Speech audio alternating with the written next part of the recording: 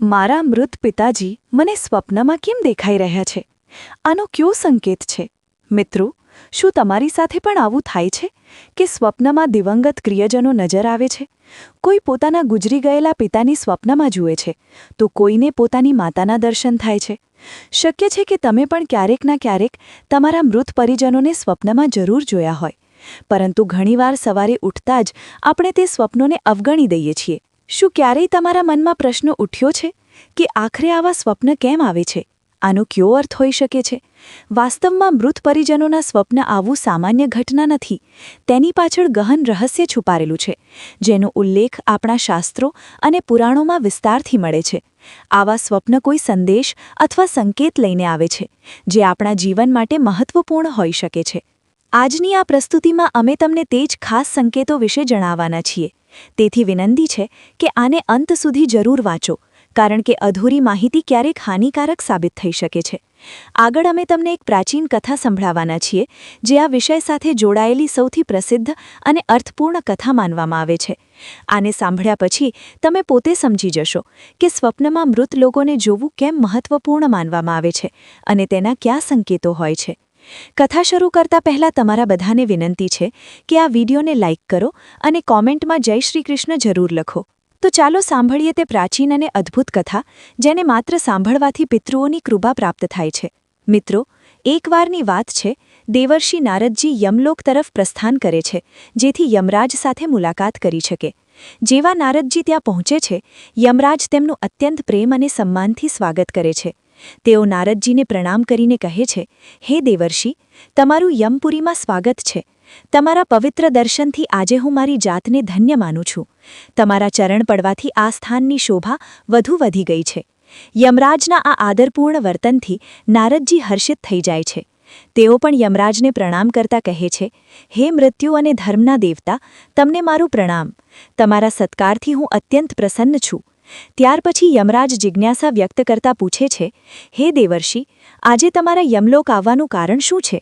ચોક્કસ કોઈ વિશેષ હેતુ હશે અથવા કોઈ મહત્વપૂર્ણ સમાચાર તમે લાવ્યા છો. ક્યાંક એવું તો નથી કે અમારાથી કોઈ ભૂલ થઈ ગઈ હોય? કૃપા કરીને સ્પષ્ટ કહો, હું તમારી સેવા કરવા તત્પર છું. ત્યારે નારદજી ઉત્તર આપે છે, હે ધર્મરાજ, તમે મૃત્યુ અને ન્યાયના દેવતા છો. ત્રણેય લોકોના રહેતા જીવજંતુઓ અને પ્રાણીઓનો પૂરો હિસાબ તમારી પાસે છે. ભૂત અને ભવિષ્યનું સમગ્ર જ્ઞાન પણ તમને પ્રાપ્ત છે. તે જ કારણે હું મારી એક શંકા લઈને તમારી પાસે આવ્યો છું. કૃપા કરીને તેને દૂર કરો. યમરાજે ગંભીર સ્વરમાં કહ્યું, હે દેવર્ષિ, તમે સત્ય કહ્યું. ત્રણેય લોકોમાં રહેતા જીવજંતુઓ અને પ્રાણીઓનો પૂરો હિસાબ વાસ્તવમાં અમારી પાસે છે, પરંતુ તમારા મનના વિચાર જાણવું અમારા અધિકારમાં નથી. તમે તો પોતે ત્રણેય લોકોના સમાચાર રાખો છો અને ભગવાન વિષ્ણુના અતિપ્રિય ભક્ત છો. તમને તમામ શાસ્ત્રોનું પણ ગહન જ્ઞાન છે. તેમ છતાં જો તમે મારી પાસેથી કંઈ જાણવા માંગો છો, તો હું મારી પૂરી ક્ષમતાથી તમારી મદદ જરૂર કરીશ. કૃપા કરીને નિઃશંક તમારી શંકા વ્યક્ત કરો. હું તેનો ઉત્તર આપવાનો પૂરો પ્રયાસ કરીશ. દેવર્ષિ નારદ યમરાજને કહે છે, હે ધર્મરાજ, હું હમણાં જ પૃથ્વીલોકનું ભ્રમણ કરીને પાછો ફર્યો છું. ત્યાં મેં અનેક વિચિત્ર અને ભયાનક રૂપો જોયા. પિશાચ, પ્રેત, બેતાલ, કુષ્માંડ, ચુડેલ અને પિશાચીની જેવી શક્તિઓ જે જંગલો અને સુનસાન સ્થળોએ વાસ કરે છે. મેં એ પણ જોયું કે આ દુષ્ટ શક્તિઓ માનવોને વિવિધ રીતે ત્રાસ આપે છે અને તેમને કષ્ટ પહોંચાડે છે. મારા મનમાં પ્રશ્ન છે કે આખરે આ ખરાબ શક્તિઓ માનવોને કેમ તંગ કરે છે? આ ઉપરાંત એક અન્ય શંકા મારા હૃદયમાં ઉઠી રહી છે. માનવ ઘણીવાર પોતાના સ્વપ્નમાં પોતાના પૂર્વજોને જુએ છે. આનું ક્યું રહસ્ય છે? સ્વપ્નમાં મૃત પરિજનોનું દેખાવું કયો સંકેત આપે છે? આનો વાસ્તવિક અર્થ શું છે? હું સમગ્ર માનવજાતિના કલ્યાણ માટે આ પ્રશ્નોના ઉત્તર જાણવા માંગુ છું. તે જ હેતુથી હું તમારી પાસે આવ્યો છું. દેવર્ષિ નારદની જિજ્ઞાસા સાંભળીને યમરાજ ગંભીર સ્વરમાં કહે છે, હે દેવર્ષિ, તમે ખૂબ યોગ્ય અને કલ્યાણકારી પ્રશ્નો કર્યા છે. નિશ્ચિત રૂપે આના ઉત્તર માનવજાતિ માટે અત્યંત લાભકારી થશે. હું જરૂર તમારા બધા પ્રશ્નોનું સમાધાન કરીશ. પરંતુ પહેલાં હું તમને એક અત્યંત પવિત્ર અને દિવ્ય કથા સંભળાવીશ. આ કથામાં જ તમારા બધા પ્રશ્નોનો ઉત્તર છુપાયેલો છે. જે કોઈ માનવ આ કથા શ્રદ્ધાથી સાંભળે છે, તેના 32 પ્રકારના અપરાધ માફ થઈ જાય છે. આ સાંભળીને નારદજી હાથ જોડીને કહે છે, હે ધર્મરાજ, કૃપા કરીને તે મહાન કથા મને સંભળાવો. હું પૂરી એકાગ્રતાથી તેને સાંભળવા તૈયાર છું. તો મિત્રો, ત્યાર પછી યમરાજ દેવર્ષિ નારદને તે પાવન કથા સંભળાવવા શરૂ કરે છે. ચાલો હવે આપણે પણ ધ્યાનપૂર્વક તે કથા સાંભળીએ. એક દિવસ પિતૃલોકમાં શેઠ ધર્મણ અને તેના ભાઈઓના પૂર્વજો પરસ્પર ચર્ચા કરવા લાગ્યા.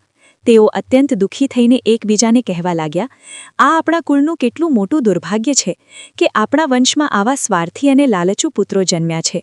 ન તેઓ શ્રાદ્ધ કરે છે, ન તર્પણ, ન દાન પુણ્ય. તેમના અશુભ કર્મોના કારણે અમે પણ કષ્ટ ભોગવી રહ્યા છીએ અને અમારો પતન થઈ રહ્યો છે. તેમનું આ વર્તન અમને સતત પીડા આપી રહ્યું છે. આ પ્રકારે પરસ્પર વિચાર વિમર્શ પછી પિતૃઓ વિચારવા લાગ્યા કે હવે આપણે પોતાના વંશજો સાથે મળવાનો ઉપાય શોધવો જોઈએ. બધાએ એકમત થઈને કહ્યું, ચાલો અમે યમરાજ પાસે જઈએ. તેઓ જ અમારી આ સમસ્યાનું સમાધાન કરી શકે. તેમની પરવાનગી લઈને અમે પોતાના પુત્રો સુધી પોતાનો સંદેશ પહોંચાડીશું. નિર્ણય કરીને બધા પિતૃ આકાશ માર્ગે પ્રસ્થાન કરે છે અને પિતૃલોકથી યમલોક પહોંચે છે.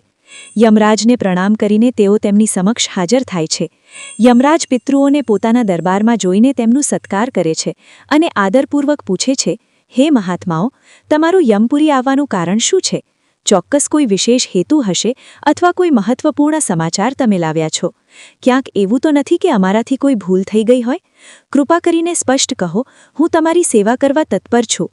ત્યારે નારદજી ઉત્તર આપે છે, હે ધર્મરાજ, તમે મૃત્યુ અને ન્યાયના દેવતા છો.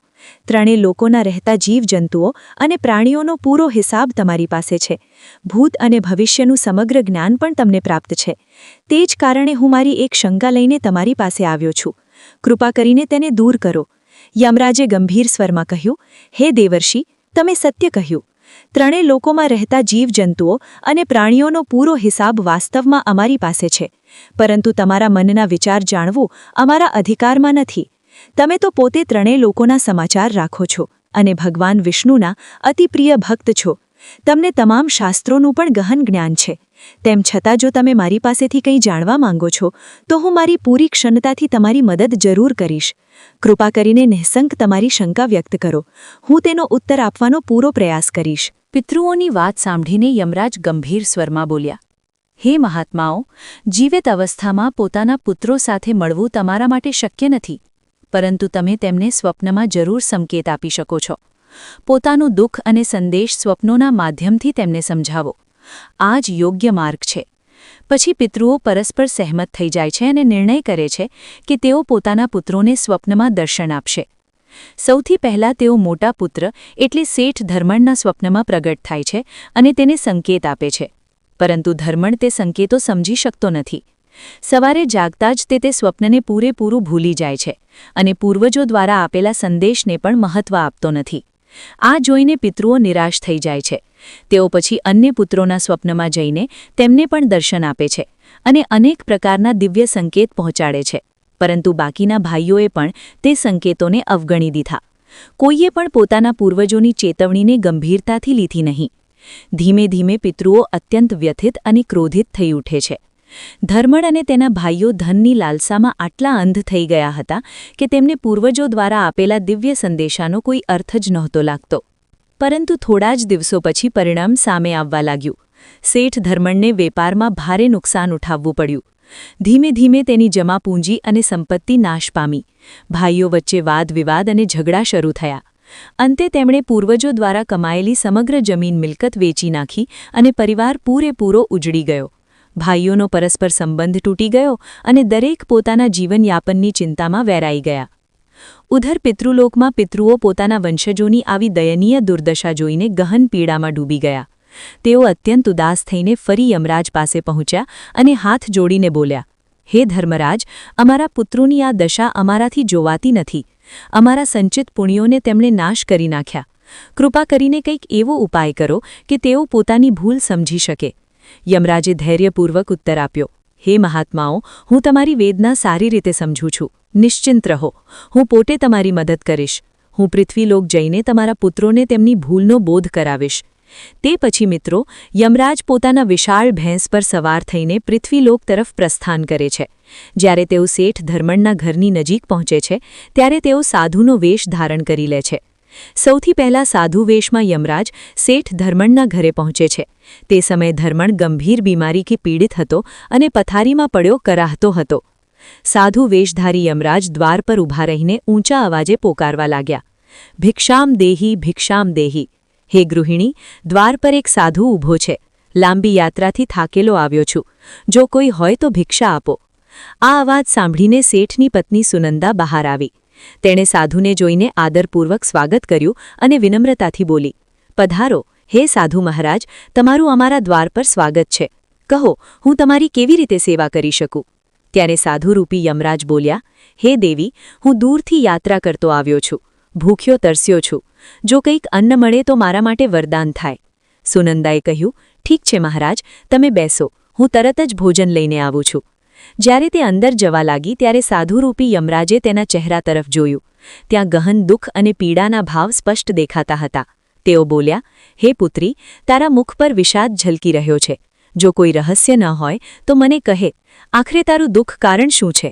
સુનંદાએ આંસુભરી આંખોથી કહ્યું, હે સાધુ મહારાજ, તમે સત્ય કહ્યું. પહેલાં અમે અત્યંત સમૃદ્ધ અને સુખી હતા. મારા પતિ અને તેમના 4 ભાઈ મળીને વેપાર અને ખેતી કરતા હતા. ધન દોલતની કોઈ કમી નહોતી. પરંતુ અચાનક બધું બદલાઈ ગયું. ભાઈઓમાં ઝઘડા શરૂ થયા. વેપાર બરબાદ થઈ ગયો અને અમે નિર્ધન બની ગયા. આજે સ્થિતિ એ છે કે મારા પતિ રોગી થઈ ગયા છે અને ઘરનું સુખ નાશ પામ્યું છે. કૃપા કરીને કહો, આ બધું કયા પાપ અથવા દોષના કારણે થયું છે? સાધુ વેશધારી યમરાજે ગંભીર સ્વરમાં કહ્યું, હે પુત્રી, તારા ઘરમાં પિતૃદોષ વ્યાપ્ત છે. તે જ કારણે તારા પતિ અને તારું કુળ આ દશાને પ્રાપ્ત થયો છે. તારા પતિના કુકર્મોથી તેના પૂર્વજ અસંતુષ્ટ અને ક્રોધિત થઈ ગયા છે. આ જ બધા અનિષ્ટનું કારણ છે. આ સાંભળતા જ ધર્મણ પોતે ઉઠીને દ્વાર સુધી આવ્યો. થાકેલા અને બીમાર અવાજમાં તેણે કહ્યું, હે સાધુ મહારાજ, કૃપા કરીને મને કહો કે મેં એવું કયું પાપ કર્યું છે? મારું બધું કેમ નાશ પામ્યું? ભાઈઓ મને છોડીને ચાલ્યા ગયા અને હું આ રોગથી ગ્રસ્ત થઈ ગયો. ત્યારે સાધુરૂપી યમરાજ ગંભીર સ્વરમાં બોલ્યા, હે પુત્ર, તારી આ દુર્દશા તારા પોતાના જ કર્મોનું ફળ છે. તારા પૂર્વજોએ જીવનભર ધર્મ, દાન અને પુણ્યનું સંચય કર્યો હતો. અને તને જે સંપત્તિ અને વૈભવ મળ્યો તે તેમના જ આશીર્વાદ હતા. પરંતુ તું અને તારા ભાઈઓએ તેનો દુરુપયોગ કર્યો. તે શ્રાદ્ધ ન કર્યું, તર્પણ ન કર્યું અને પોતાના પૂર્વજોની સ્મૃતિનો આદર પણ ન કર્યો. તે જ કારણે તેઓ તારાથી ક્રોધિત થયા અને તારા બધા સુખ વૈભવ નાશ પામ્યા. તારા પૂર્વજો તો અનેકવાર સ્વપ્નના માધ્યમથી તને સંકેત આપ્યા હતા, પરંતુ તે તેમને અવગણી દીધા. તે તેમના અપમાન જેવું છે. તે જ કારણે આજે તારું ઘર ઉજળી ગયું અને તું બીમારીથી ઘેરાઈ ગયો. સાધુની વાત સાંભળીને ધર્મણને જાણે ભૂતકાળની બધી વાતો યાદ આવવા લાગી. તેને યાદ આવ્યું કે સાચે જ તેણે અનેકવાર પોતાના પૂર્વજોને સ્વપ્નમાં જોયા હતા, પરંતુ તેણે તે સંકેતોને ક્યારેય ગંભીરતાથી લીધા નહોતા. પશ્ચાતાપથી ભરેલા અવાજમાં તેણે કહ્યું, હે સાધુ મહાત્મા, તમે સત્ય કહો છો. મારા પૂર્વજ સ્વપ્નમાં જરૂર પ્રગટ થયા હતા, પરંતુ અમે તેમની ભાષા સમજી શક્યા નહીં. કૃપા કરીને હવે તમે અમને કહો કે જ્યારે સ્વપ્નમાં પૂર્વજ દેખાય તો તેના કયા સંકેત હોય છે? ત્યારે સાધુ વેશધારી યમરાજે કહ્યું, હે પુત્ર, ધ્યાનપૂર્વક સાંભળો. જ્યારે પૂર્વજોનો ઉદ્ધાર નથી થતો તો તેમની આત્માઓ પ્રેત યોનિમાં ભટકતી રહે છે. તેઓ ભૂખ તરસથી વ્યાકુળ થઈને મૃત્યુલોકમાં પોતાના વંશજોના ઘર સુધી પહોંચે છે. આવા સમયે તેઓ સ્વપ્નના માધ્યમથી પોતાનું દુઃખ વ્યક્ત કરે છે. જો તમે તમારા સ્વપ્નમાં પોતાના પૂર્વજોને ભૂખા તરસ્યા જુઓ તો આ અત્યંત મહત્વપૂર્ણ સંકેત છે. તેનો અર્થ એ છે કે તેમના માટે વિધિપૂર્વક શ્રાદ્ધ અને તર્પણ નથી થયું. તેઓ હજુ પણ જળ અને અન્નની રાહ જોઈ રહ્યા છે.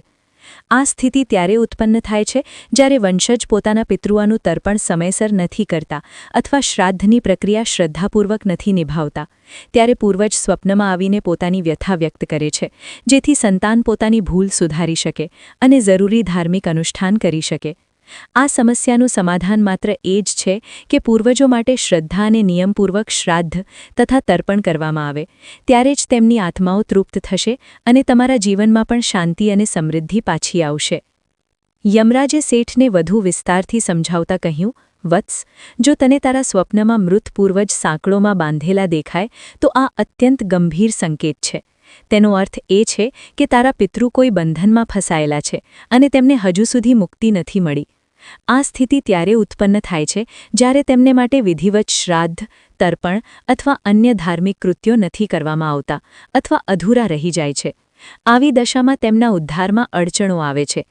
તેનો ઉપાય એ જ છે કે તું શ્રદ્ધાપૂર્વક દાન, શ્રાદ્ધ અને તર્પણનું આયોજન કર, જેથી તેમની આત્માઓ શાંતિ પ્રાપ્ત કરે અને તે બંધનોમાંથી મુક્ત થાય. પછી યમરાજે ગંભીર સ્વરમાં કહ્યું, જો તારા પૂર્વજ સ્વપ્નમાં મેલા અથવા ફાટેલા જૂના વસ્ત્રો પહેરેલા દેખાય તો આ અત્યંત અશુભ સંકેત છે. આ તે વાતનું પ્રતીક છે કે તેઓ દુઃખી અને વ્યાકુળ છે. તેઓ પ્રેત યોનિમાં ભટકી રહ્યા છે અને તેમને શાંતિ નથી મળી રહી. તેનું મુખ્ય કારણ એ છે કે તેમના માટે પિંડદાન, શ્રાદ્ધ અને તર્પણ નથી કરવામાં આવ્યું. આવી સ્થિતિમાં વંશજનું કર્તવ્ય છે કે તરત જ આ ધાર્મિક અનુષ્ઠાનો કરે, જેથી પિતૃઓની આત્માઓ તૃપ્ત થાય. આગળ યમરાજે સમજાવ્યું, જો તારા પૂર્વજ સ્વપ્નમાં તારી પાસે કંઈક માંગતા દેખાય તો તેનો અર્થ એ છે કે તેમની કોઈ ઈચ્છા અધૂરી રહી ગઈ છે.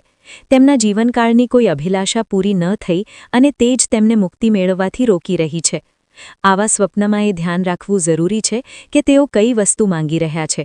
તને તે જ વસ્તુ અથવા તેની સાથે સંબંધિત વસ્તુનું દાન જરૂર કરવું જોઈએ. જ્યારે તેમની અધૂરી ઈચ્છાઓ પૂરી થાય છે ત્યારે તેમની આત્માઓ સંતુષ્ટ થાય છે અને તેમને પ્રેત યોનિમાંથી મુક્તિ મળે છે. યમરાજે શેઠ તરફ ગંભીર દૃષ્ટિ નાખતા કહ્યું, વત્સ, જો તને તારા સ્વપ્નમાં તારા પૂર્વજ તારા માથા પર હાથ ફેરવતા દેખાય તો સમજવું કે આ અત્યંત શુભ સંકેત છે. તેનો અર્થ એ છે કે તેઓ તારાથી પ્રસન્ન છે અને તને પોતાનો સ્નેહપૂર્ણ આશીર્વાદ આપી રહ્યા છે. આવા સ્વપ્ન તે વાત દર્શાવે છે કે તારા જીવનમાં કોઈ શુભ ઘટના બનવાની છે અને તારા પૂર્વજ તારી રક્ષા માટે હંમેશા તારી સાથે છે. યમરાજે આગળ કહ્યું, જો તારા પૂર્વજ સ્વપ્નમાં પોતાનો હાથ તારી તરફ વધારતા દેખાય તો આ પણ અત્યંત શુભ છે. તેનો તાત્પર્ય એ છે કે તારા પિતૃ તારા પ્રયત્નોથી સંતુષ્ટ છે અને તને જીવનમાં સફળતાનો આશીર્વાદ આપી રહ્યા છે. આવા સ્વપ્નનો અર્થ એ છે કે તું સાચા માર્ગ પર છે અને તારી પ્રગતિ નિશ્ચિત છે. પછી યમરાજનો સ્વર થોડો ગંભીર થયો, પરંતુ જો તારા પૂર્વજ સ્વપ્નમાં અચાનક અદૃશ્ય થઈ જાય તો આ એક અશુભ સંકેત છે. આ તે વાત દર્શાવે છે કે તારા જીવનમાં કોઈ સંકટ અથવા મુશ્કેલી આવવાની છે. આ સ્વપ્ન ચેતવણી છે કે તારે સાવધાન રહીને પોતાના કર્મ અને વિચારોને સંયમમાં રાખવા જોઈએ, જેથી આવનાર સંકટનો સામનો હિંમત અને ધૈર્યથી કરી શકાય.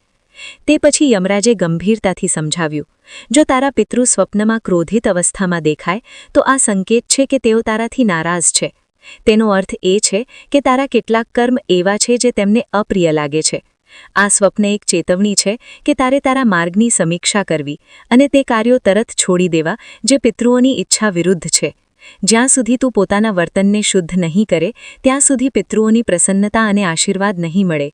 યમરાજે ગહન વેદનાથી કહ્યું, વત્સ, જો તને સ્વપ્નમાં તારા પૂર્વજ આંસુ વહેતા અથવા વિલાપ કરતા દેખાય તો આ અત્યંત અશુભ સંકેત છે. તેનો તાત્પર્ય એ છે કે તારા જીવનમાં કોઈ ગંભીર સંકટ આવવાનું છે અને તારા પૂર્વજ તે સંકટથી દુઃખી છે. આ સ્વપ્ન સ્પષ્ટ ચેતવણી છે કે તારે સમયસર જાગૃત થવું જોઈએ. આ સ્થિતિમાં માત્ર એક જ ઉપાય છે, ઈશ્વરની ઉપાસના અને ભક્તિ. જ્યારે માનવ પૂર્ણ શ્રદ્ધાથી પરમાત્માનું સ્મરણ કરે છે ત્યારે જ તે આવનાર અનિષ્ટથી બચી શકે છે. યમરાજે પછી સૌમ્ય મુસ્કાન સાથે કહ્યું, પરંતુ જો તારા પૂર્વજ સ્વપ્નમાં સ્વસ્થ, પ્રસન્ન અને પ્રકાશમાન દેખાય તો આ અત્યંત મંગલકારી સંકેત છે. તેનો અર્થ એ છે કે તેમને મુક્તિ પ્રાપ્ત થઈ ગઈ છે અને તેઓ તારાથી પ્રસન્ન છે. આવા સ્વપ્ન દર્શાવે છે કે તને તારા આશીર્વાદ મળી રહ્યા છે અને તારા જીવનમાં સુખ, શાંતિ તથા સમૃદ્ધિનો આગમન થવાનું છે. આ તારા સાચા માર્ગ પર હોવાનો અને પિતૃઓની પ્રસન્નતાનો પુરાવો છે. તે પછી યમરાજનો સ્વર ફરી ગંભીર થયો, જો પિતૃપક્ષના દિવસોમાં તને સ્વપ્નમાં ઘોડો, હાથી, બળદ અથવા વિકૃત આકૃતિવાળા માનવ દેખાય તો આ શુભ નથી. આ સંકેત તે વાતનો દ્યોતક છે કે તારા પિતૃ હજુ પણ પ્રેત યોનિમાં ભટકી રહ્યા છે અને તેમને શાંતિ નથી મળી. આ તે તરફ પણ નિર્દેશ કરે છે કે તેઓ તારાથી અપ્રસન્ન છે. આવા સમયે વિલંબ ન કરીને તરત શ્રાદ્ધ, તર્પણ અને દાન કરવું જોઈએ, જેથી તેમની આત્માને તૃપ્તિ અને મુક્તિ મળે. અંતમાં યમરાજે ચેતવણીભર્યા સ્વરમાં કહ્યું, જો સ્વપ્નમાં કોઈ પશુ જેમ કે કૂતરું, બળદ અથવા ગાય તારી સાથે માનવોની જેમ બોલતા દેખાય તો આ અત્યંત વિચલિત કરનાર સંકેત છે. તેનો અર્થ એ છે કે તારા પિતૃ હજુ પણ અશાંત છે, કારણ કે તેમના માટે કરવાના ધાર્મિક કૃત્યો અધૂરા રહી ગયા છે. આ સ્થિતિમાં તારું કર્તવ્ય છે કે વિધિપૂર્વક પિંડદાન, તર્પણ અને અન્ય જરૂરી અનુષ્ઠાન કરીને તેમને શાંતિ આપ. જ્યાં સુધી આ નહીં થાય ત્યાં સુધી તેમના કષ્ટ દૂર નહીં થાય અને તારા જીવનમાં પણ અશાંતિ રહેશે. ત્યારે સાધુરૂપી યમરાજ બોલ્યા, હે પુત્ર, જો તને પણ આ પ્રકારના સ્વપ્ન દેખાયા હોય તો તારું કર્તવ્ય છે કે પોતાના પૂર્વજોને પ્રસન્ન કરવા માટે દાન, ધર્મ, તર્પણ અને શ્રાદ્ધ જેવા પુણ્યકર્મો કર. આ કાર્યોથી તારા જીવનના બધા કષ્ટ દૂર થશે.